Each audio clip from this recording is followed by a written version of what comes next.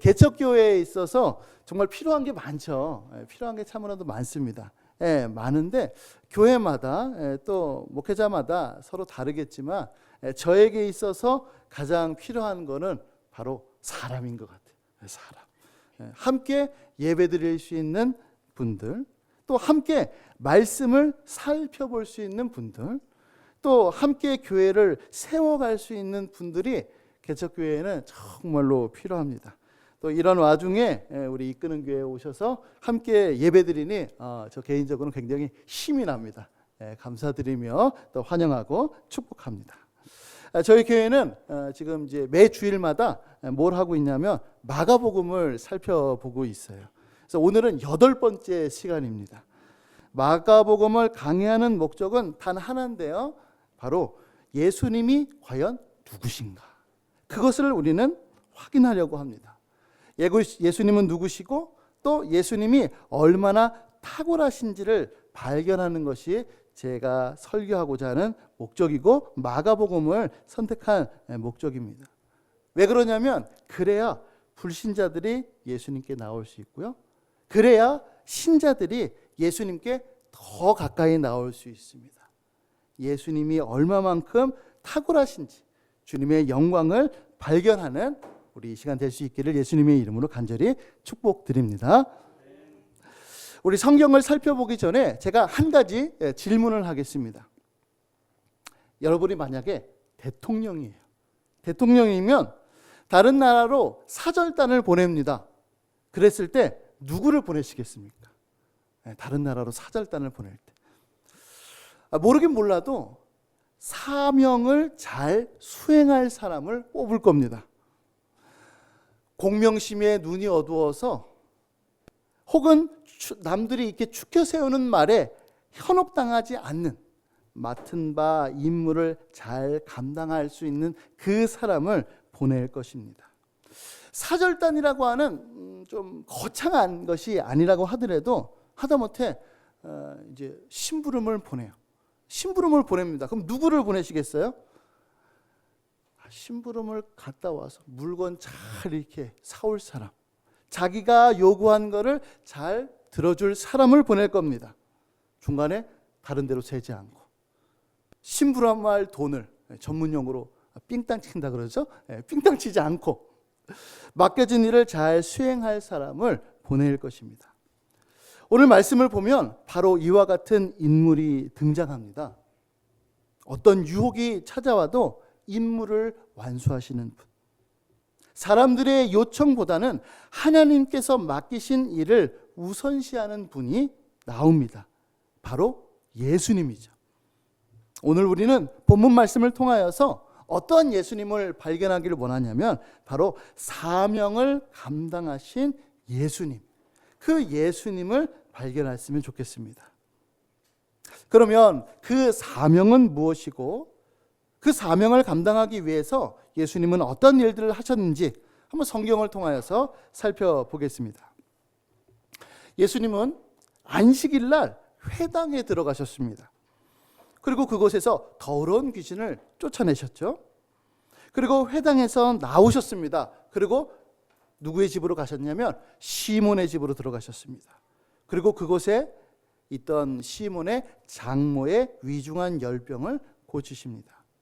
그 소문을 듣고 삽시간에 갈릴리 사방으로 그 소문이 퍼지고 이제 안식일이 끝나는 저녁이 찾아오자 수많은 사람들이 병자들, 귀신 들린 사람들을 데리고 예수님이 계신 시몬의 집으로 모여듭니다.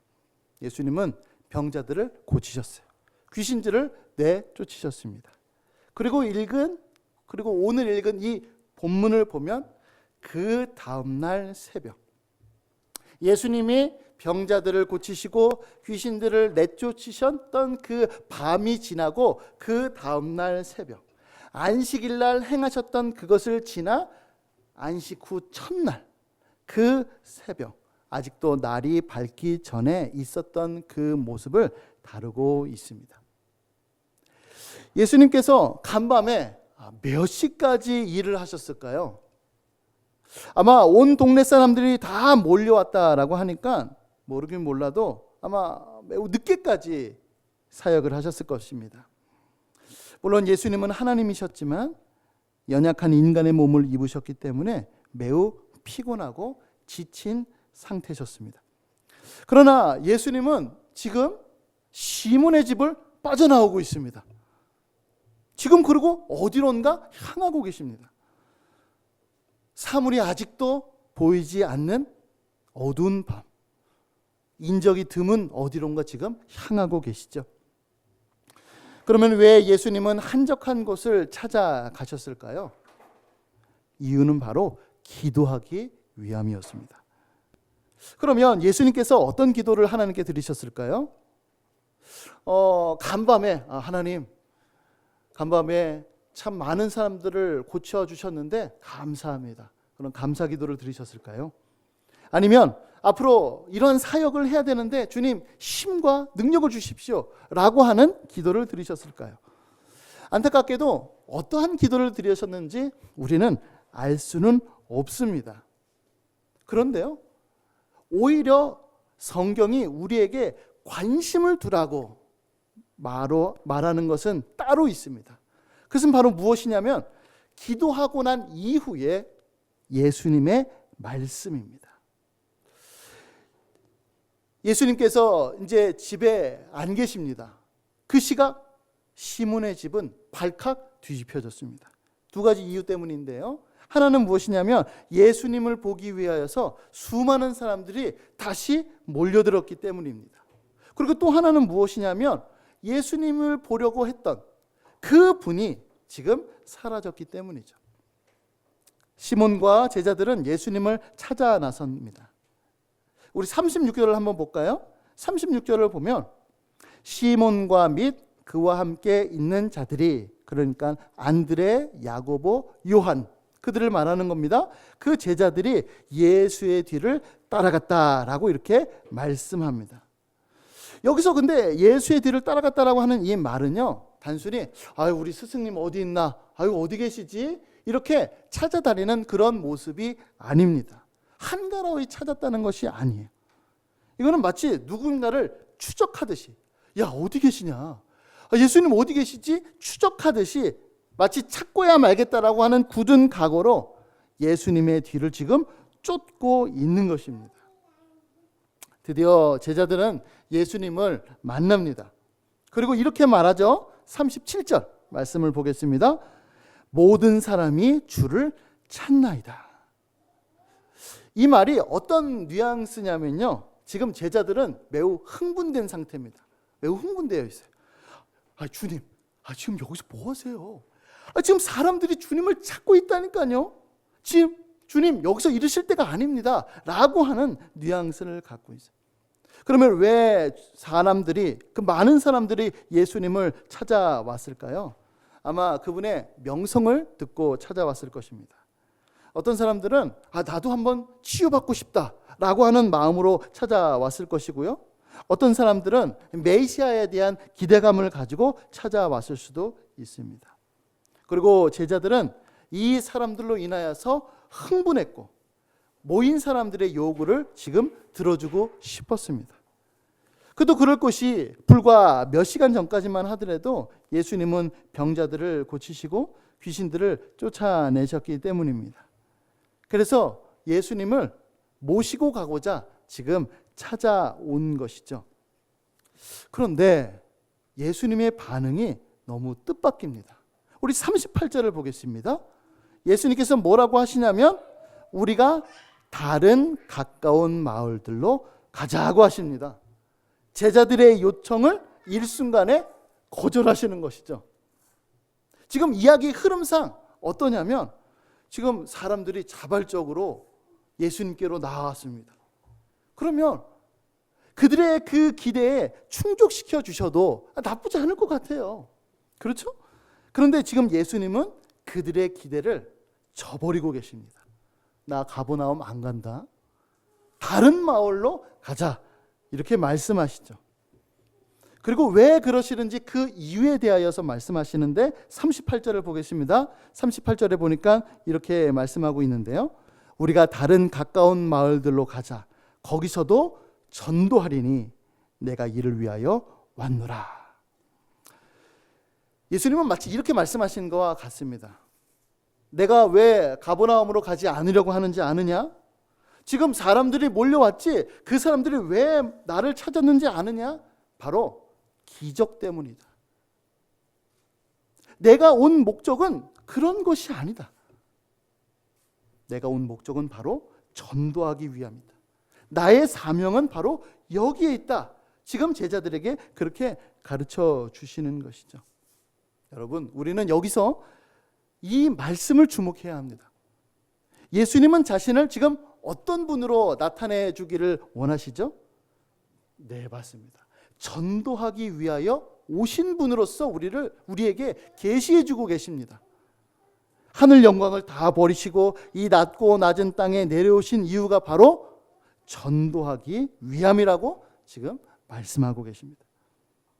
이제 예수님은 제자들과 함께 온 갈릴리를 다니십니다. 그리고 온 갈릴리에 있는 마을마다 있는 회당에 들어가셔서 자신의 사명을 감당하셨습니다. 오늘 이 말씀을 통하여서 저는 몇 가지 교리를 말씀드리고자 하는데요. 첫 번째는 무엇이냐면 예수님이 사람들의 요구를 물리치신 것은 전도의 사명을 감당하기 위해서였습니다. 먼저 살펴볼 것은 무엇이냐면 지금 여기 이제 전도하다라고 하는 단어가 나오죠. 이 전도하라고 하는 이 단어는 맨 처음에 마가복음 1장 14절 말씀에서 등장했습니다. 이제 주보 안쪽을 보면 제가 이제 주일 예배 인용 구절을 이렇게 해놨거든요. 네, 거기 한번 보시죠. 거기 보면 마가복음 1장 14절입니다. 요한이 잡힌 후 예수께서 갈릴리에 오셔서 하나님의 복음을 전파하여 라고 되어 있습니다. 여기서 전파하다라고 하는 말이 예수님께서 전도하다라고 하는 말과 동일한 단어입니다. 그리고 여기는 이제 적혀져 있지는 않지만 우리가 이제 고린도전서의 이제 말씀을 보면 전도에 미련한 것으로라고 할 때에 거기서 말하는 전도도 바로 전파하다라고 하는 의미를 갖습니다. 그러니까 전파하다, 선포하다 혹은 설교하다라고 하는 단어가 바로 전도하다라고 하는 의미이죠. 또한 우리가 알 수 있는 것은 그러면 무엇을 전했을까? 14절 말씀과 같이 하나님의 복음을 전했다. 전하는 내용이 바로 거기에 있다는 것을 미루어 짐작할 수 있게 되는 것이죠. 따라서 예수님께서 전도하기 위하여 오셨다라고 하는 그 말씀은 하나님의 복음을 선포하기 위해서, 하나님의 복음을 설교하기 위하여서 오셨다. 그것이 나의 사명이다. 지금 이렇게 말씀하고 계시는 것입니다. 사실 제자들의 요청을 거절하신 것은 여러분 매우 의도적입니다. 매우 의도적이에요. 우리가 잘 알다시피 예수님의 행적을 보면은요, 사람들이 이제 예수님께 요청합니다. 예수님, 저희 집으로 좀 오시겠어요? 저희 딸을 좀 봐주시겠어요? 그렇게 요청했던 것이 정말로 많죠. 우리가 잘 아는 대로 회당장 야이로가 자신의 딸을 살려달라고 요청하셨을 때 주님께서는 두말하지 않고 그의 집으로 향하셨습니다. 또 마르다와 마리아가 자신의 오빠 나사로가 병들었을 때 그들을 보기 위하여서 주님은 직접 가셨습니다. 그리고 수많은 병자들과 귀신 들린 자들이 예수님을 찾아와 고쳐달라고 그렇게 요청하셨을 때 예수님은 거절하지 않으셨습니다. 하지만 이번에는 그들의 요청을 거절하셨습니다. 그리고 거기에는 다분히 예수님의 의도, 예수님의 목적이 숨겨져 있는 것이죠. 당시 사람들은요, 저마다 자신들의 필요에 의하여서 예수님을 찾아왔습니다. 어떤 사람들은 몸이 아파서 찾아왔겠죠. 어떤 사람들은 귀신 들려서 찾아왔고, 심지어 어떤 사람은 주님, 재산 분할 좀 도와주세요 라고 하는 그 필요에 의해서 찾아오기도 했습니다. 특별히 시몬의 집에 찾아온 사람들 역시 예수님께 기적을 바라는 그 마음으로 찾아왔고 자신들도 그것을 경험하기 위해서 찾아왔습니다. 그러나 예수님의 사명은 다른 데에 있었습니다. 하나님의 복음을 전하는 것이었습니다. 하나님의 나라를 선포하시는 것이었으며 회개하고 복음을 믿으라 라고 사람들에게 초청하는 거였습니다. 누가복음 5장 32절 말씀을 보면 이렇게 나와 있는데요. 우리 한번 다 같이 읽어볼까요? 누가복음 5장 32절입니다. 시작. 내가 의인을 부르러 온 것이 아니요 죄인을 불러 회개시키러 왔노라. 아멘. 여기서도 나오죠. 예수님께서 내가 의인을 부르러 온 것이 아니요 죄인을 불러 회개시키러 왔노라. 주님께서 오신 목적이 바로 여기에 있습니다. 물론 예수님께 온 이 사람들은 너무나도 절실합니다. 그리고 그들에게 있어서 그거는 중대한 문제가 아닐 수 없어요. 그러나 정작 그들은 무엇이 중요한지를 모르고 있었습니다.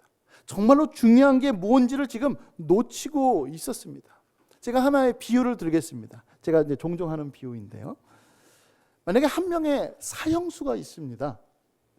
그 사형수는 감옥에서 고초를 당해요. 그러면 사형수는 지금 다친 몸 빨리 치료됐으면 좋겠다. 맛있는 밥 한 끼 먹었으면 좋겠다. 정말로 냉골이네. 따뜻한 잠자리가 너무 필요해. 혼자 지내는 거 너무 외로워. 독방에서 나가고 싶다. 이런저런 요청이 있을 것입니다. 그런데 정말로 사형수에게 필요한 것은 이러한 것들이 아닙니다. 이에게 있어서 절실하고 중대한 일, 지금 사형수가 그것을 놓쳤습니다. 바로 무엇이죠? 사면을 받는 것입니다. 감옥에서 나오는 겁니다. 지금 사형수에 있어서 가장 중요하고 핵심이고 중차된 일은 바로 특별 사면을 받아 감옥에서 나오는 것입니다. 그렇습니다, 여러분. 예수님은 우리의 근본적인 문제를 해결하기 위하여 오셨습니다. 영원한 멸망에서 벗어날 수 있는 방법을 알려주시기 위하여서 오셨습니다. 그것이 하나님의 복음이고 이것을 전하는 것이 예수님의 사명입니다. 지금 예수님께서 왜 의도적으로 사람들의 요구를 물리치셨냐? 바로 그것을 사람들에게, 특별히 제자들에게 알려주시기 위함이었습니다. 바로 그것 때문이었습니다. 두 번째는 무엇이냐면 전도의 사명은 우선순위에 관련된 것입니다. 여러분, 제가 이렇게 말씀드렸다고 해서 병고침 혹은 축기 사역 이런 것들이 중요하지 않다는 것이 아닙니다. 필요하지 않다는 것은 더더욱 아닙니다. 그럼에도 불구하고 하나님의 복음을 전하는 것이 우선순위에 있어서 가장 1번이라고 지금 말씀하고 있는 것이죠. 오히려 여러한 이적들은 하나님의 나라가 어떻게 임하는지 그 방식을 우리들에게 알려주고 또 예수님이 어떤 분이신지를 알게 되고 예수님께서 선포하시는 천국 복음을 증거하는 데 효과를 나타냅니다. 우리 38절 말씀 우리 한번 다 같이 한번 보죠. 38절에 이렇게 말씀하죠. 우리가 다른 가까운 마을들로 가자. 거기서도 전도하리니 내가 이를 위하여 왔노라. 자, 이 말씀 속에 뭐가 없냐면 예수님께서 다른 마을들로 가셔서 내가 거기서도 귀신을 쫓아내거나 병고침을 하겠다 그런 말씀을 하지 않으셨어요. 오직 하나님의 복음만을 선포하는 것 같이 말씀하셨습니다. 그런데 바로 그 다음 절이 이렇게 나옵니다. 39절. 우리 다 같이 한번 읽어볼까요? 시작. 이에 온 갈릴리에 다니시며 그들의 여러 회당에서 전도하시고 또 귀신들을 내쫓으시더라. 아멘. 지금 여기서는 귀신 내쫓는 것만 말씀하고 있는데 사실 귀신 내쫓는 것과 병 고치는 것은 이제 같이 갑니다. 여기서는 그 중에 하나를 좀 약간 특징지어서 강조하고 있는 것이죠. 그러니까 지금 예수님께서는 뭘 말씀하시는 거예요? 나 이제는 귀신 쫓는 거 안 해. 나 이제 병 고치는 거 안 해. 이게 아니라 나의 사역에 있어서 우선순위는 복음이니 너희들도 그것을 알아라. 그리고 귀신 쫓고 병 고치고 기타 여러 가지 기적들은 그 모든 복음의 사역을 돕는 데에 사용될 것이다. 주님께서 이렇게 말씀하시는 것이죠. 여러분, 그렇습니다. 예수님이 시몬의 집에 이 모인 사람들, 정말로 필요에 의해서 오는 사람들, 그런 사람들을 향하여서 주님은 여전히 긍휼한 마음이 계십니다. 그리고 그분의 능력은 사라지지 않았습니다.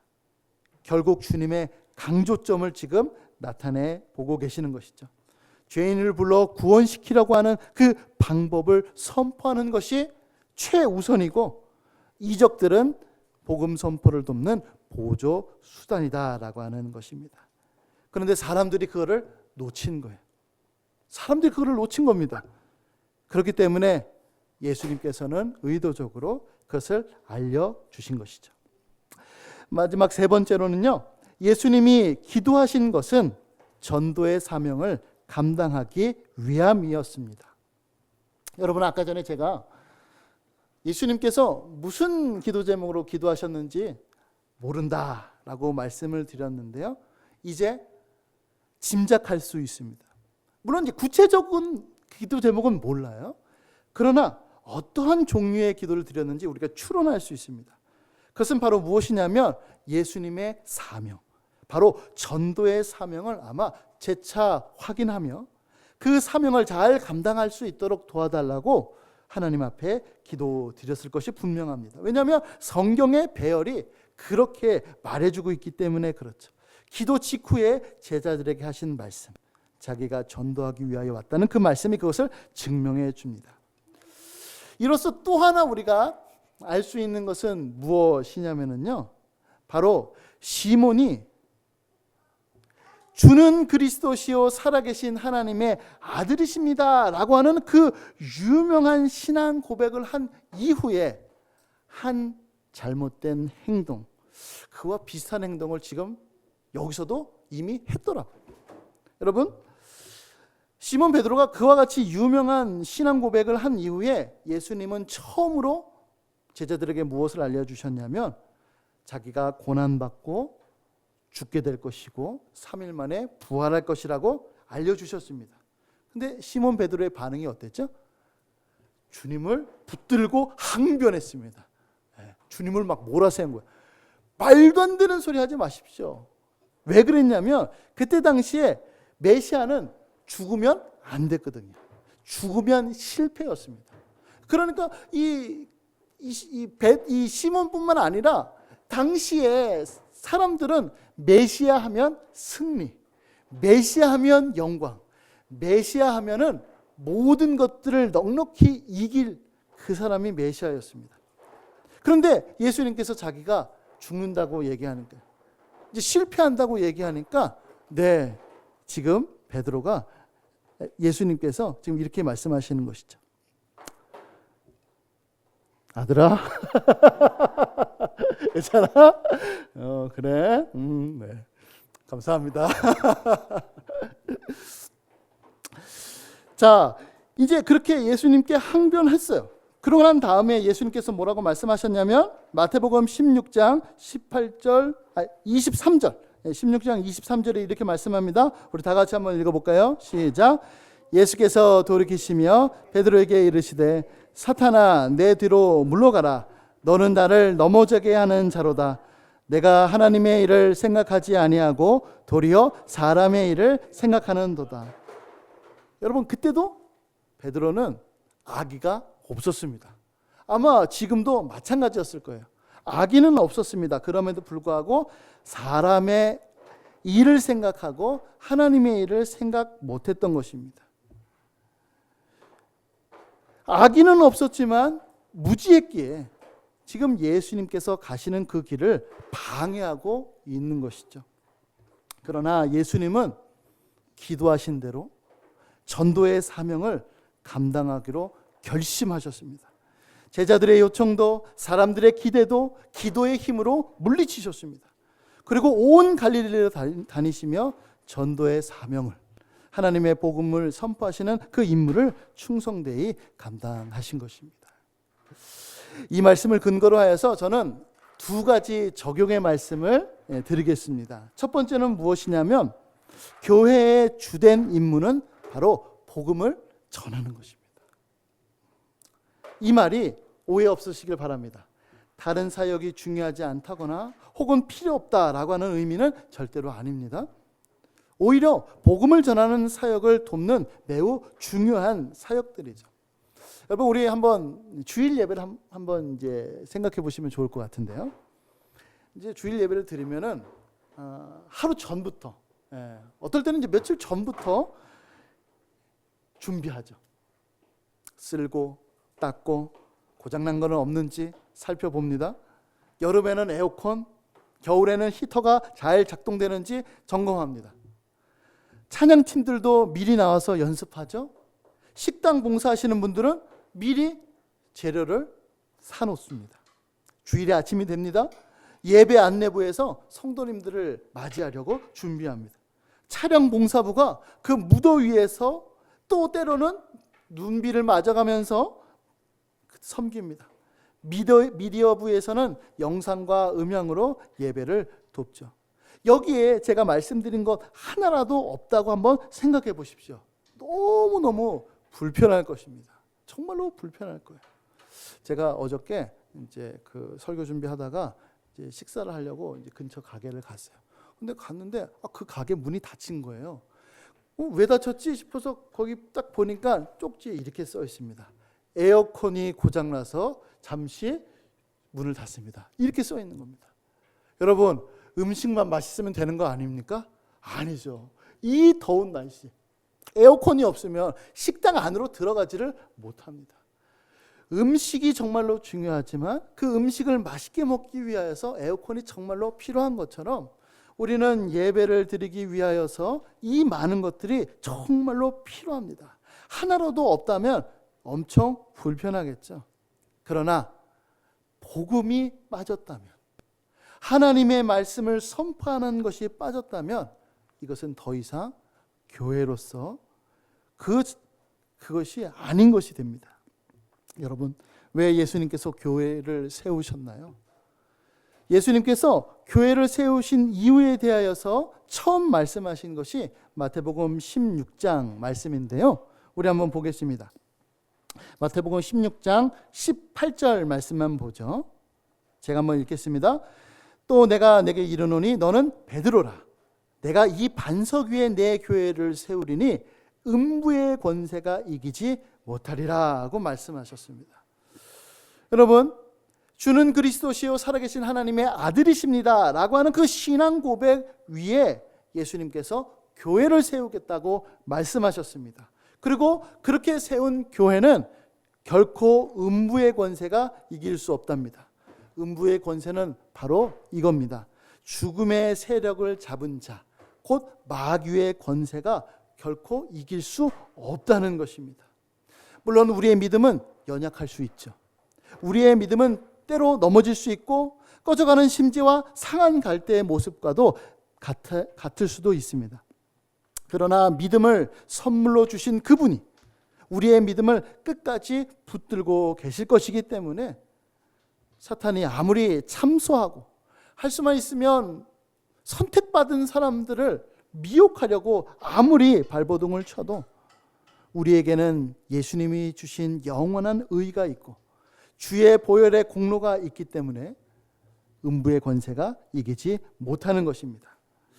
자, 그러면서 뭐를 주시겠다라고 말씀하시냐면 19절 말씀 다 같이 한번 읽어보죠. 자, 시작. 내가 천국 열쇠를 내게 주리니 내가 땅에서 무엇이든지 매면 하늘에서도 매일 것이요 내가 땅에서 무엇이든지 풀면 하늘에서도 풀리리라. 아멘. 지금 천국 열쇠를 주시겠다라고 말씀합니다.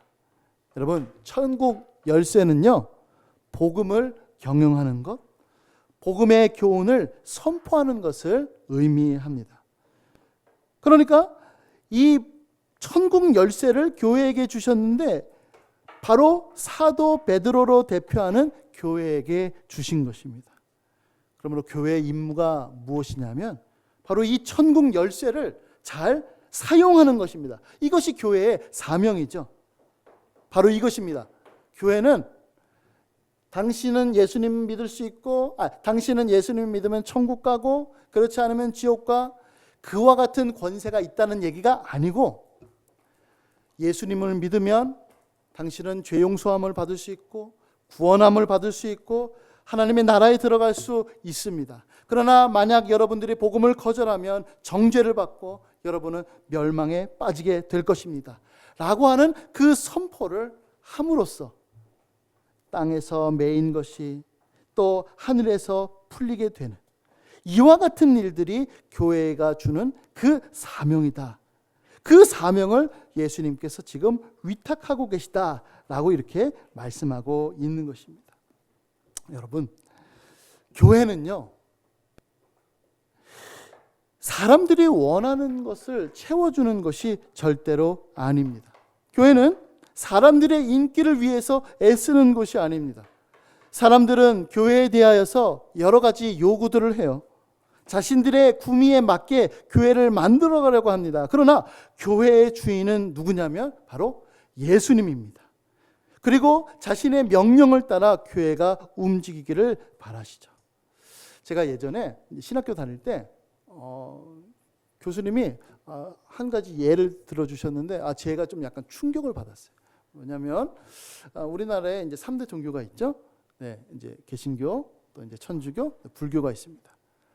그런데 천주교와 불교는 사람들이 아무리 얘기해도 자기의 그 본 모습을 바꾸지를 않는답니다. 오죽했으면 절이 싫으면 중이 떠나라, 이런 말이 있죠. 그런데 유독 기독교만 자꾸 자기의 본질을 바꾼답니다. 제가 이 얘기를 듣고 너무너무 충격을 받았어요. 여러분, 한번 생각해 보십시오. 요즘 시대는 어떤 시대냐면요, 참 위로가 필요한 시대입니다. 많이 힘들거든요. 특별히 청년들이 많이 힘듭니다. 취업난에 힘들고 열심히 했는데 안 되는 시대 속에서 살고 있어요. 그러면 위로가 필요하겠죠, 그렇죠? 네. 근데 그 위로가 교회에서 줄 수 있는, 복음이 줄 수 있는 그 위로를 주는 것이 아니라 다른 위로를 주려고 정말로 애를 쓴다는 것입니다.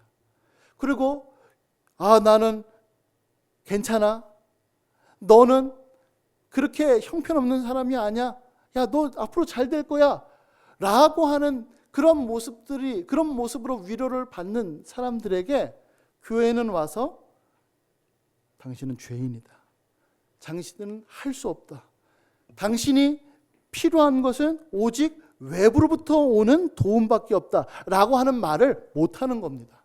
왜요? 상처받으니까. 그런 말을 하면은 사람들이 교회를 싫어하기 때문입니다. 자꾸 본질이 바뀌어지는 것입니다. 그러나 교회는 사람들의 인기와 칭찬을 받는 것으로 세워지지 않습니다.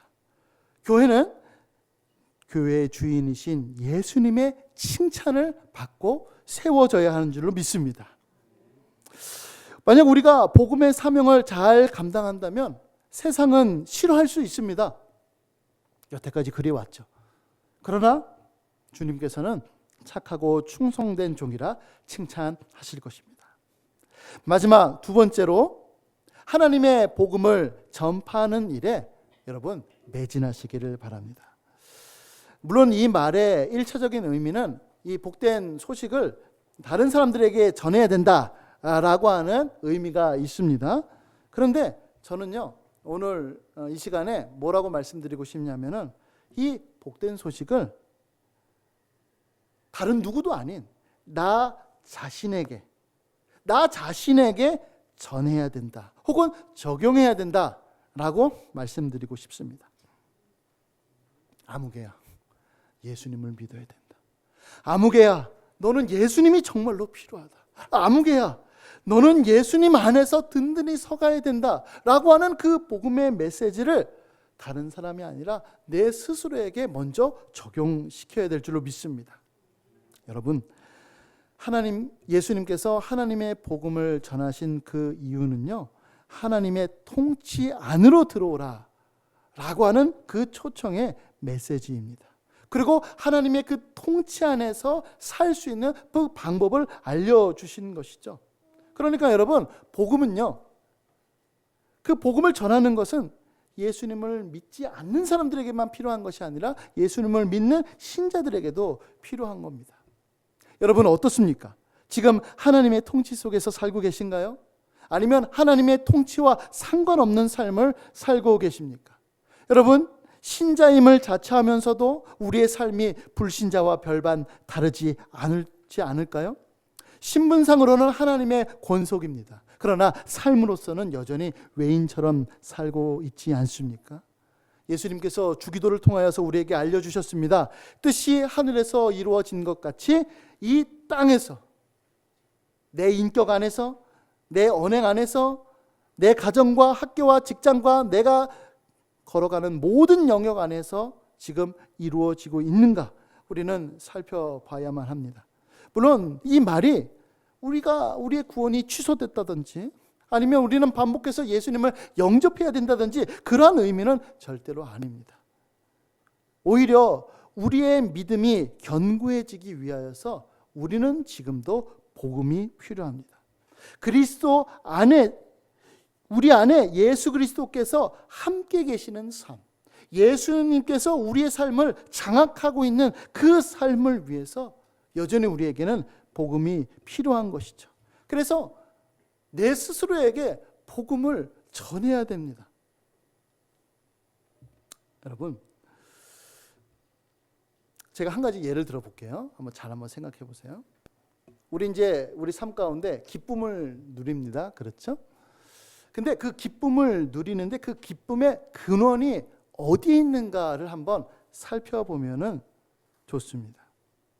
만약에 내가 뭔가를 했어요. 내가 선을 했든지 아니면 좋은 성적을 얻었든지 아니면 회사에서 어떤 인정을 받는 좋은 과업을 성사시켰든지 어쨌든 무언가를 함으로 인하여서 내가 기쁨을 누리고 내가 만족을 누리고 혹은 야, 나 좀 괜찮네 라고 만약에 여러분들이 생각이 들었다면 여러분은 지금 율법으로 말미암는 의를 추구하며 살고 있는 것입니다. 마치 갈라디아 교회처럼 처음에는 복음으로 시작했지만 끝은 율법으로 마치려고 하는 것이죠. 근데 반대로 여러분의 기쁨이 무엇을 해서가 아니라 내가 주님의 자녀고 나는 구원받았고 하나님의 영원한 의를 선물로 받았다라고 하는 그것이 우리의 기쁨이고 우리의 만족이라면 우리는 믿음으로 말미암는 의를 추구하면서 살고 있는 것입니다. 무엇을 해서가 아니라 뭔가를 해서가 아니라 나의 신분으로 기쁨을 삼는 삶, 이것이 복음에 합당한 삶이죠. 이런 삶은 정말로 쉽지 않습니다. 왜냐하면요, 우리 안에 그 죄의 DNA가 그거보다 뭘 더 좋아하냐면요, 야, 너 이런 걸 했어? 야, 너 대단하다. 야, 너 이거 했어? 야, 정말 대단하다. 여러분들 우리 이제 자녀들이나 사람들한테 할 때도 늘 항상 그렇게 하죠. 저도 저희 아이한테 야, 그거 했어? 아이고 잘했다. 아이고 이쁘다. 이렇게 얘기를 합니다. 머릿속으로는 알죠. 얘야, 그렇게 한 것은 하나님의 은혜다. 아들아, 그런 마음을 주신 거는 주님의 은혜야.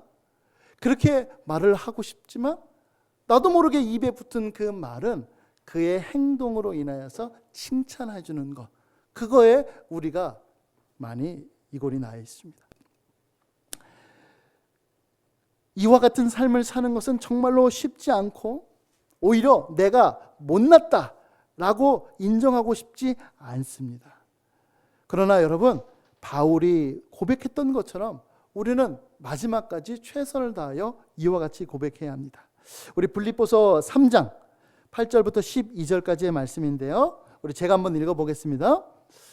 그리스도를 얻고 그 안에서 발견되려 함이니 내가 가진 의는 율법에서 난 것이 아니요 오직 그리스도를 믿음으로 말미암은 것이니 곧 믿음으로 하나님께로부터 난 의라.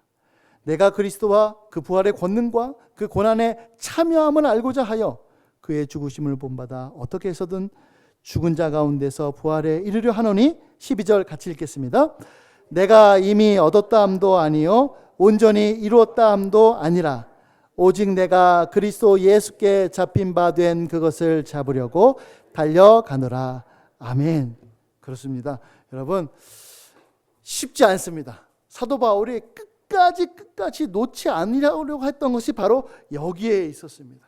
우리는 이 삶을 살기 위하여 부단히 애써야 되고 그것을 위하여 내 스스로에게 복음을 전파해야 될 줄로 믿습니다. 아멘. 우리 말씀을 정리하겠습니다. 우리 사랑하는 이끄는 교회 성도 여러분, 또 오늘 예배에 참석한 모든 주의 백성 여러분, 예수님은 전도하기 위하여 오셨습니다.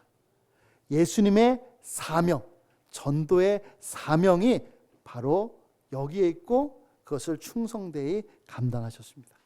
사람들의 인기, 자신의 명성, 제자들의 요청, 그 사명을 완수하기 위해 모두 물리치셨습니다.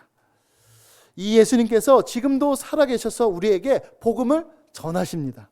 성경 말씀을 통하여, 교회를 통하여, 목사를 통하여, 우리의 양심을 통하여 지금도 복음을 전하고 계십니다. 이 예수님께 나아가 복음의 말씀을 듣고 복음대로 살아가는 우리 이끄는 교회 성도님들 될 수 있기를, 그리고 오늘 참석한 모든 주님의 백성들이 될 수 있기를 예수님의 이름으로 간절히 축복드립니다. 아멘.